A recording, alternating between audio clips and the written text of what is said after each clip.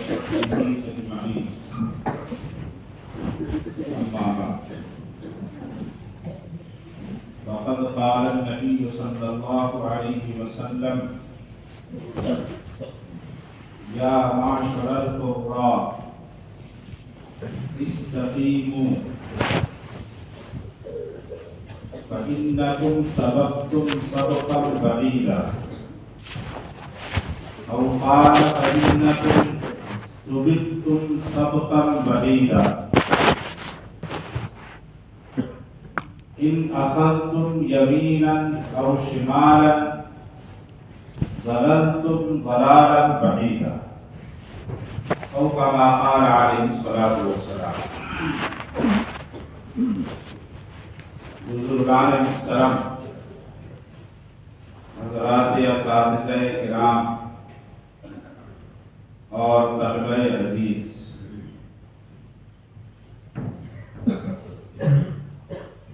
میں تقریر کا عادی نہیں اور یہ وقت تقریر کا بھی نہیں، کیونکہ سب کے ذہنوں میں ابھی امتحان رچا اور بسا ہے۔ لمبی گفتگو کرنا وقت کی نزاکت کے خلاف بھی ہے اور یہ بندہ جو آپ سے مخاطب ہے اس کے مزاج کے خلاف بھی ہے۔ اس لیے بہت ہی مختصر سی گفتگو کروں گا۔ سب سے پہلے تو میں ارباب انتظام حضرات اساتذہ کرام کا شکریہ ادا کرتا ہوں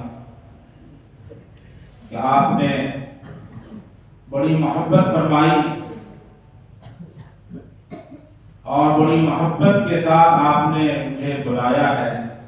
اللہ تعالیٰ آپ کو اس کا اچھا سے اچھا صلہ عنایت فرمائے۔ طلبہ عزیز، میں نے ایک حدیث پڑھی ہے، اللہ کے نبی صلی اللہ علیہ وسلم نے ارشاد فرمایا: یا معاشر القراء، اے علماء کی جماعت۔ آپ نے پڑھا ہے ہدایہ میں کہ قاری صحابہ کی اصطلاح میں وہ عالم بھی ہوا کرتا تھا۔ تو اس کے اعتبار سے ترجمہ کیا جائے گا کہ اے علماء کی جماعت، استقیموا، سیدھے رہو، راہ مستقیم کو اختیار کیے رہو، اس لیے کہ سبقتم سبقا بعیدا، تم سابق ہو، تم اول صف کے لوگ ہو۔ اگر اول صف کے لوگ ہی کجی اختیار کریں گے تو جو پیچھے صف کے لوگ ہیں وہ بالکل لائن سے ہٹ جائیں گے۔ کہا جاتا خشت اول چون نہت معمار کر، تا سریا بھی ربط دیوار کر۔ پہلی اینٹ اگر ٹیڑھی ہو گئی تو بلڈنگ کتنی بھی بڑی بنا ہے وہ ٹیڑھی کی ٹیڑھی رہے گی، بلکہ اور ٹیڑھی ہوتی چلی جائے۔ چونکہ علماء کی جماعت، اہل علموں کی جماعت، یہ سابقین کی جماعت، اس لیے ان کو استقامت اختیار کرنا اولین ضرورت ہے۔ اگر یہ استقامت اختیار نہیں کریں گے تو بعد میں آنے والے لوگوں کا حال سنگین ہو جائے گا، برا ہو جائے گا۔ یہ اللہ کے نبی صلی اللہ علیہ وسلم نے ارشاد فرمایا۔ دوسری روایت اس طرح سے بھی ہے کہ تم استقامت اختیار کرو، اس لیے کہ سبقتم سبقا بعیدا، تم بعد میں آنے والے لوگوں میں سے مسبوقین میں سے ہو۔ دنیا جب سے قائم ہوئی، آباد ہوئی، اس وقت سے اگر دیکھا جائے، اس کا تناسب نکالا جائے تو یہ امت محمدیہ سب سے بعد میں آنے والی امت ہے۔ تم مسبوق لوگ ہو، تم بعد میں آنے والے لوگ ہو، اس لیے تم کو بہت ہی زیادہ استقامت اختیار کرنی ہے۔ تم کو صرف اپنے سے سامنے والے کو نہیں دیکھنا ہے، بلکہ اصل منہج کے اوپر اور اصل اصول اور ضابطے کے اوپر خیال کرنا ہے، تاکہ کہیں کجی پیدا نہ ہو، کہیں راہ استقامت سے دوری پیدا نہ ہو جائے۔ اس لیے تم استقامت اختیار کیجیے۔ اگر تھوڑا بھی دائیں اور بائیں کرو گے، ضللتم ضلالا بعیدا، تو بڑی گمراہی میں مبتلا ہوگا۔ یہ اللہ کے نبی صلی اللہ علیہ وسلم نے صحابہ کو خطاب کیا۔ صحابہ علماء کی جماعت میں سب سے سرے فہرست ہے کہ تمہیں استقامت اختیار کرنی ہے۔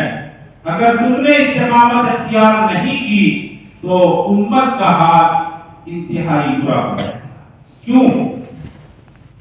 اس لیے کہ یہ منتخب بندے ہیں، ان کو اللہ نے اس کام کے لیے چنا ہے۔ مسلمانوں کی بڑی جماعت، اس بڑی جماعت میں سے اس علم میں رکھنے والے اور مدرسوں کی لائن میں آنے والے، سنچر کمیٹی کی رپورٹ بھی کہتی ہے کہ صرف 4%، باقی 96% یا تو دوسرے اداروں میں ہیں یا پھر کسی بھی ادارے میں نہیں۔ صرف 4% کی جماعت ہے جس کو اللہ نے منتخب کیا ہے۔ اگر یہ منتخب شدہ بندے ہی راہ استقامت سے ہٹ جائیں گے تو ساری امت کا کیا حال؟ ہمارے اکابر نے اس کو کر کے دکھایا، حالات سے کبھی بھی سمجھوتا نہیں کیا۔ جہاں پر دین پر کوئی آنچ آ جائے تو کوئی کمپرومائز نہیں کیا۔ حضرت امام احمد بن حنبل رحمہ اللہ جلیل القدر امام مجتہد ہیں، آپ ان کے حالات کو پڑھتے ہیں، جانتے ہیں، سنتے ہیں۔ حضرت امام احمد رحمۃ اللہ علیہ جب مامون رشید کا دور شروع ہوا تھا، اس دور میں ایک فتنے میں مبتلا کیے گئے۔ مسئلہ عقیدے کا تھا کہ قرآن کریم مخلوق ہے یا مخلوق نہیں ہے۔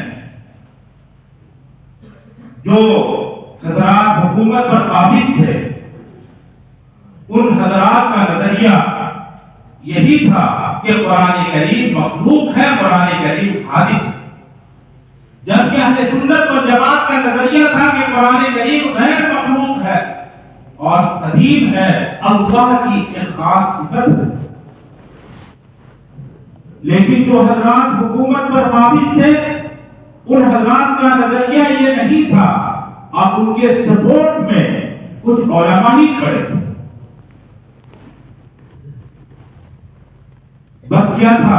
حضرت امام احمد رحمۃ اللہ علیہ اور اس زمانے کے جو اہل حق علماء تھے، ان اہل حق علماء کے اوپر دباؤ بنایا جانے لگا کہ تم لوگ بھی اس نظریے کو قبول کر لو، ورنہ تو تم لوگوں کو جیل کی سراخوں میں بھیج دیا جائے گا۔ حضرت امام احمد رحمۃ اللہ علیہ کمپرومائز کرنے کے لیے تیار نہیں ہوئے۔ آخر حضرت امام احمد رحمۃ اللہ علیہ کو باب زنجیر بغداد لایا گیا، قید کر کے لایا گیا، اور وہاں مناظرے ہوئے۔ ان کے حالات میں اس مناظرے کی کیفیت لکھی ہوئی ہے، لیکن جب امام احمد رحمۃ اللہ علیہ غالب بھی رہے ہر مناظرے میں تو ان کو جیل میں ڈال دیا۔ پھر اتنی سختی کی گئی، امام احمد رحمۃ اللہ علیہ وہ فرماتے ہیں کہ سختی کا حال یہ تھا کہ مجھے جیل خانے سے نکالا جاتا اور جیل خانے سے نکال کر کے جلاد کو بلایا جاتا، قائد اعظم جلاد، اور کہا کہا جاتا کہ امام احمد رحمۃ اللہ علیہ کو ایک کوڑا مارو، وہ جلاد پوری قوت کے ساتھ پوری طاقت کے ساتھ ایک کوڑا رسید کرتا اور پھر اس جلاد کو بھیج دیا جاتا، پھر دوسرے جلاد کو بلایا جاتا تو تازہ جب ہوتا اس دوسرے جلاد سے کہا جاتا کہ تم امام احمد رحمۃ اللہ علیہ کو پوری قوت کے ساتھ کوڑا مارو، وہ دوسرا جلاد بھی کوڑا مارتا اور وہ بھی بھیج دیا جاتا۔ یہ سلسلہ چلتا رہتا یہاں تک کہ امام احمد رحمۃ اللہ علیہ بے ہوش ہو جاتے اور امام احمد رحمۃ اللہ علیہ کو بھی جیل خانے میں ڈال دیا جاتا۔ امام احمد رحمۃ اللہ علیہ فرماتے ہیں کہ اگر وہ کوڑا کسی مضبوط ہاتھی پر بھی پڑتا تو ہاتھی بھی برداشت نہیں کر سکتا تھا، ہاتھی بھی گر جاتا، لیکن ایسا کوڑا ہمارے اوپر مارا گیا۔ امام احمد رحمۃ اللہ علیہ تکلیفیں جھیل رہے تھے، وہ چاہتے تو کمپرومائز کر لیتے، کوئی ایسا جملہ کہتے تھے اس جملے سے دو مفہوم نکلتے اور حکومت کے حساب سے بچ جاتے اور ان سختیوں سے بچ جاتے، لیکن ہمارے اور آپ کے جو بزرگان دین تھے انہوں نے اس سے کمپرومائز نہیں کیا اور سختیاں برداشت کرتے رہے۔ پھر اللہ پاک نے سختیوں کے بعد پھر وہ دور بھی امام احمد رحمۃ اللہ علیہ پر آیا کہ ساری سختیاں ختم ہو گئی۔ معتصم باللہ کا دور آیا، واسط کا دور آیا، یہ تینوں اعتبار میں حضرت امام احمد رحمۃ اللہ علیہ کو نظر بند رکھا گیا، کسی سے ملنے اور جلنے کی اجازت نہیں دی گئی۔ پھر جب متوکل کا دور آتا ہے تو امام احمد رحمۃ اللہ علیہ کے اوپر جو سختیاں تھی وہ سختیاں ختم کر دی۔ تو میرے کہنے کا حاصل یہ ہے کہ یہ جماعت منتخب لوگوں کی جماعت ہے، چنندہ لوگوں کی جماعت ہے، ان کو تو ہر حال میں راہ استقامت کو اختیار کیے رہنا ہے۔ ذرہ برابر بھی اگر اس میں کمی آ گئی اور اس سے انحراف ہو گیا تو ساری امت کا حال برا ہو جائے گا۔ میرے عزیز طلبہ، اس کے لیے کچھ کرنا بھی پڑتا ہے، اس کے لیے کچھ چھوڑنا بھی پڑتا ہے۔ اس کے لیے سب سے بنیادی چیز کہ ہمیں علم حاصل ہو جائے، ہمیں ان بزرگوں کا طریقہ مل جائے، ان بزرگوں کا منہج حاصل ہو جائے۔ وہ سب سے بڑی بات جو بزرگوں نے لکھی ہے وہ یہ لکھی ہے کہ انسان اپنے اساتذہ کے ساتھ، اپنی کتابوں کے ساتھ، اپنے مدرسے کے ساتھ معاملہ ادب کا رکھے۔ اگر ادب رہے گا تو اللہ پاک کا جو یہ نظام ہے، یہ اس نظام سے وہ برابر ہو سکتا ہے، اور اگر ادب فوت ہو جائے تو پھر اس کا کوئی ٹھکانہ نہیں ہے، کچھ گارنٹی نہیں۔ کہا جاتا با ادب با نصیب، اب بے ادب بے نصیب۔ اگر ادب ہے تو اللہ پاک حصہ عنایت فرماتا ہے، اور اگر ادب نہیں ہے تو پھر وہ حصے سے محروم کر دیا جاتا ہے۔ حضرت مدنی رحمۃ اللہ علیہ، شیخ الاسلام حضرت مولانا حسین احمد مدنی رحمۃ اللہ علیہ کی خود نوشت سوانح موجود ہے نقش حیات کے نام سے۔ حضرت مدنی رحمۃ اللہ علیہ وہ شخصیت ہے جنہوں نے حرم مدنی میں برصحابت سے علم حدیث کا درس دیا۔ ان کے شاگرد صرف عجم کے لوگ نہیں، ان کے شاگرد تو عرب اور عجم سب کے سب، اور حرم مدنی میں انہوں نے درس دیا ہے۔ یہ حضرت مدنی رحمۃ اللہ علیہ خود اپنے بارے میں فرماتے ہیں کہ میرے اندر کچھ نہیں، میں کوئی باصلاحیت انسان نہیں، جو کچھ بھی اللہ نے مقام عنایت فرمایا ہے وہ مقام عنایت فرمایا ہے ادب کی۔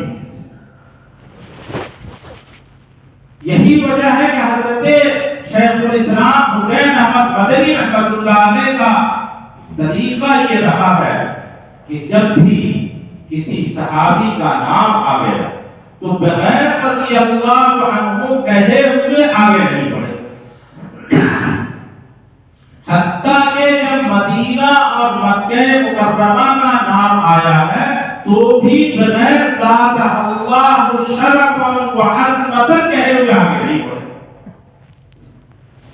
ادب ہی کا یہ حال تھا کہ حضرت شیخ الہند رحمۃ اللہ علیہ کے خلاف جب وارنٹ جاری کیا گیا اور شریف مکہ نے حضرت شیخ الہند کو انگریزوں کے حوالے کر دیا۔ جرم تھا حضرت شیخ الہند رحمت اللہ علیہ کا حکومت کی نگاہ۔ حضرت شیخ الاسلام مولانا حسین احمد مدنی رحمت اللہ علیہ کا تو کوئی جرم ہی نہیں، لیکن یہ خیال آیا حضرت مدنی رحمت اللہ علیہ کو کہ میرے استاد جیل میں رہیں گے، نہیں معلوم وہاں پر کیا کیا سختیاں کی جائیں گی اور ان کی خدمت کرنے والا وہاں کوئی نہیں ہوگا تو ان کے حالات کیسے ہوں گے۔ حضرت مدنی رحمت اللہ علیہ حکومت کے پاس گئے اور انہوں نے یہ کہا کہ اصل مجرم حضرت شیخ الہند نہیں ہے، اصل مجرم تو میں، سارا پیٹرن میں نے تیار کیا تھا، سارا نظام میں نے بنایا ہے، اس لیے حضرت شیخ الہند رحمت اللہ علیہ سے زیادہ میرا جرم ہے، مجھے بھی جیل میں اپنے آپ کو مجرم ثابت کر کے حضرت شیخ الاسلام حضرت شیخ الہند رحمت اللہ علیہ کے ساتھ جیل میں سختیاں برداشت کرنے کے لیے داخل ہو گئے۔ یہ صرف اپنے استاد کی خدمت کی خاطر، ان کو کوئی اور مقصد نہیں تھا، صرف مقصد یہی تھا کہ اپنے استاد کے ساتھ رہیں گے اور اپنے استاد کی خدمت کریں گے۔ حضرت مدنی رحمت اللہ علیہ وہاں گئے، حضرت مدنی رحمت اللہ علیہ فرماتے مجھ میں جو کچھ آیا ہے اسی ادب کی وجہ سے آیا۔ حضرت کشمیری رحمت اللہ علیہ کے بارے میں آپ سنتے ہیں، جانتے ہیں کہ وہ ادب کتنا کیا کرتے تھے، حاشیہ دیکھنے کے لیے بھی اپنے آپ ہی کو متوجہ کیا کرتے تھے، کتاب کو ٹیڑھی نہیں کرتے تھے کہ کتاب کا حاشیہ دیکھ لیں۔ حضرت کشمیری رحمت اللہ علیہ کی شہرت اور حضرت کشمیری رحمت اللہ علیہ کا علم جو دنیا بھر میں پھیلا ہے، غور کیا جائے تو یہی ادب کا نتیجہ ہے۔ امام مالک رحمت اللہ علیہ کی مجلس میں غالباً ہارون رشید کا زمانہ تھا، ہارون رشید کی مجلس میں حضرت امام مالک رحمت اللہ علیہ کی تشریف فرما تھے۔ ایک شخص نے یہ کہہ دیا کہ مجھے تو کدو پسند نہیں۔ حدیثوں میں آتا کہ اللہ کے رسول صلی اللہ علیہ وسلم کو میں نے کدو کے قطرے تلاش کرتے ہوئے دیکھا۔ حضرت انس بن مالک رضی اللہ تعالیٰ عنہ ارشاد فرماتے ہیں اللہ کے رسول کو کدو پسند ہے، تو پھر کوئی کیسے کہہ سکتا ہے کہ مجھے کدو پسند نہیں ہے؟ بس ایک شخص نے کہہ دیا کہ مجھے کدو پسند نہیں ہے، امام مالک رحمۃ اللہ علیہ نے تلوار نکال لی بادشاہ کے سامنے کہ اللہ کے نبی کو کدو پسند تھا، تمہیں کدو کیوں پسند نہیں ہے، تمہاری گردن کاٹ دی ہے۔ یہ حدیث کا احترام تھا، یہ حدیث کے ساتھ ادب تھا۔ امام مالک رحمۃ اللہ علیہ امام مالک بن گئے، امام مجتہد بن گئے۔ میرے بھائیوں، ادب کا لحاظ رکھیے۔ جب ادب ہم کریں گے، کتابوں کا ادب کریں گے، اساتذہ کا ادب کریں گے، مدرسے کا ادب کریں گے، دفاعی کا ادب کریں گے، ایک ایک آنے علم کا ادب کریں گے، تو پھر اللہ تعالی ہمارے علم میں اور ہمارے عمل میں بھی برکت عنایت کرے۔ ایک تیسری بات کہہ کر کے میں اپنی بات کو ختم کرتا ہوں، کیونکہ امتحان کا ٹائم قریب ہو رہا، تو لوگ اڑ بھی رہے ہوں گے کہ کون بیٹھ گیا، ہم کچھ دیکھ لیتے تو ہو سکتا وہی امتحان میں ٹکرا جاتا، معاملہ کچھ سے کچھ ہو جاتا۔ میں بات کو ختم کر رہا ہوں۔ ایک تھی آخری بات یہ ہے کہ جو کچھ ہم نے پڑھا ہے اس کو یہیں چھوڑ کر کے نہیں جائے، اس کو ساتھ میں لے کر کے جائیے اپنے وطن میں اور اس پر عمل کیجیے۔ اگر عمل ہم کریں گے تو ہمارے علم میں ترقی ہوگی۔ اگر عمل نہیں کرتے ہیں تو اصل مقصد تو عمل ہی تھا، جاننے کا مقصد تو عمل۔ قرآن کریم کہتا ہے کہ تم کو پیدا کیا اللہ تعالیٰ نے لا تعلمون شیئا، تم کو کچھ نہیں جانتے تھے، اس حال میں تم کو پیدا کیا۔ ہاں اعلی علم دے دیا، کان دے دیا، آنکھ دے دی اور دل تم کو دے دیا۔ ان تین آنے علم کے ذریعے سے تم علم حاصل کر سکتے ہو اور کر کے اللہ کی راہ کو اختیار کر سکتے ہو. تو انسان تو جاہل پیدا ہوتا ہے, انسان تو اس حال میں پیدا ہوتا ہے کہ کچھ نہیں جانتا ہے, لیکن جب سیکھتا ہے, اپنے اعلی علم کو اختیار کرتا ہے اور سیکھ لیتا ہے تو پھر عمل کرتا ہے. اصل مقصود تو عمل ہے. اس کی مثال ایسی ہی ہے کہ ایک درخت ہو, امام غزالی رحمۃ اللہ علیہ نے مثال پیش کی ہے کہ درخت ہے اور درخت کا ایک پھل ہے. مقصود درخت نہیں, مقصود تو پھل. علم کی مثال درخت کی ہے اور پھل کی مثال وہ عمل کی. حضرت تھانوی رحمۃ اللہ علیہ کے ملفوظات میں پڑھا, حضرت تھانوی رحمۃ اللہ علیہ فرماتے ہیں کہ اگر کوئی شخص جانتا ہو اور عمل نہ کرتا تو ایسا ہی ہے کہ وضو کر لیا, نماز چھوڑ. وضو کیا تھا نماز پڑھنے کے لیے, وضو تو ہم نے کر لیا اور نماز ہی نہیں پڑھی. تو اگر نماز نہیں پڑھی تو اس وضو سے فائدہ کیا ہوا؟ ہم نے جان لیا اور جاننے کے بعد عمل نہیں کیا, تو عمل نہیں کیا تو فائدہ کیا ہوا؟ قرآن کریم میں یہود پر بھی لعنت کی گئی ہے, نصارہ پر بھی لعنت کی گئی ہے. ایک پر لعنت کی گئی اعلان کی وجہ سے, جاننے کے باوجود جو عمل نہیں کیا, اور ایک پر لعنت کی گئی کہ نہ جاننے کی وجہ سے عمل نہیں کیا. دونوں ہی غیر عامل ہے. ایک عنادت غیر عامل ہے اور ایک جو ہے جہالت جو ہے غیر عامل ہے. نہ جاننے کی وجہ سے عمل نہیں کیا اور ایک جاننے کے بعد عمل نہیں کیا. دونوں کے دونوں اللہ کی نگاہ میں ملعون ہے اور مذموم ہے. قرآن کریم میں اس پر لعنت کی. اصل چیز جو ہے وہ یہی ہے کہ انسان عمل کرے. اللہ کے رسول صلی اللہ علیہ وسلم کی زندگی کو آپ دیکھیے, وہاں قول کم ہے اور عمل زیادہ ہے. بلکہ اپنی زندگی میں تو اللہ کے رسول صلی اللہ علیہ وسلم کو آپ دیکھیں گے تو زیادہ سے زیادہ عمل ہی پائیں گے. اللہ کے رسول صلی اللہ علیہ وسلم نے دوسروں کو حکم دیا نماز پڑھو, 5 وقت کی نماز پڑھو, اور یہ سنت پڑھو اور یہ تہجد پڑھو. اللہ کے رسول کا حال کیا ہے؟ اللہ کے رسول کا حال یہ ہے کہ رات بھر نماز پڑھو. باہر مبارک غرب کر جاتے ہیں. اللہ کے رسول نے دوسروں کو حکم دیا روزہ رکھو, 1 مہینے کا روزہ رکھنا, نوافل چاہو رکھو یا نہیں رکھو. اللہ کے رسول کا حال یہ ہے کہ کوئی مہینہ یعنی روزے سے خالی نہیں ہے, اور شعبان کا مہینہ تو مکمل کا مکمل جو ہے روزے میں گزر رہا ہے. اللہ کے رسول صلی اللہ علیہ وسلم نے دوسروں کو حکم دیا خرچ کرو, انفاق کرو, زکات ادا کرو, اور اللہ کے رسول کا حال یہ ہے کہ جو کچھ آپ کے پاس ہے ان سبوں کو آپ خرچ کر دے رہے ہیں, اور اس حال میں دنیا سے جانے کا آپ کے پاس مال ہی نہیں ہے. غور کیا جائے تو اللہ کے رسول صلی اللہ علیہ وسلم نے جتنا دوسروں سے فرمایا ہے اس سے زیادہ عمل کیا ہے. کنز العمال میں جو ہندوستانی کتاب, ہندوستانی کے عالم نے لکھی ہے کتاب کنز العمال, حدیث کی بڑی کتاب ہے, انسائکلوپیڈیا کہا جاتا ہے. اس میں باب الاقوال اور باب الافعال دونوں کو الگ الگ کر کے بیان کیا. اللہ کے رسول صلی اللہ علیہ وسلم کا قول طہارت کے باب میں کیا ہے, اور اللہ کے رسول صلی اللہ علیہ وسلم طہارت کے سلسلے میں کیا طریقہ اختیار کرتے تھے. اللہ کے رسول صلی اللہ علیہ وسلم نے نماز کے سلسلے میں کیا ارشاد فرمایا اور خود نماز کس طرح سے پڑھتے تھے. دونوں باب کو الگ الگ کیا. باب الاخبار اور باب الافعال کا العمال موجود ہے, آپ دیکھیں گے تو باب الافعال کی حدیثیں باب الاخبار کی حدیثوں سے زیادہ ہے. اس لیے گفتار کا قاضی بننے سے زیادہ کردار کا راضی بنیے. یہ زیادہ یہ وقت کی ضرورت ہے, اور ایک ہمارے ذمہ فریضہ بھی ہے کہ ہم نے جو کچھ پڑھا ہے اور جو کچھ جانا ہے اس کے اوپر عمل کریں.